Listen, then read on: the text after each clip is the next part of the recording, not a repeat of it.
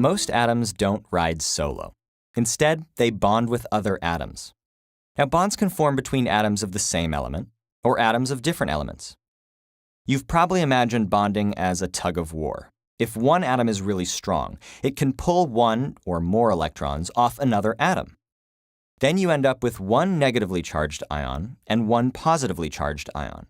And the attraction between these opposite charges is called an ionic bond. This is the kind of sharing where you just give away your toy to someone else and then never get it back. Table salt, sodium chloride, is held together by ionic bonds. Every atom of sodium gives up one electron to every atom of chlorine.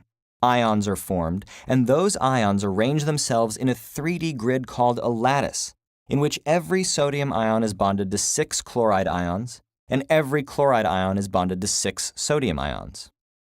The chlorine atoms never give the sodium atoms their electrons back. Now, these transactions aren't always so cut and dried. If one atom doesn't completely overwhelm the other, they can actually share each other's electrons. This is like a potluck, where you and a friend each bring a dish, and then both of you share both dishes.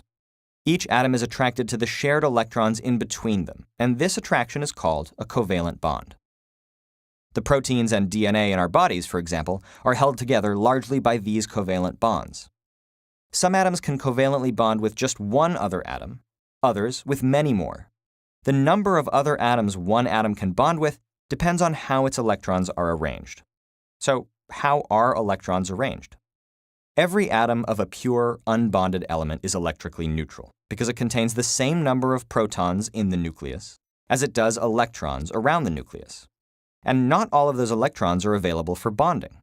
Only the outermost electrons, the ones in orbitals furthest from the nucleus, the ones with the most energy, only those participate in bonding.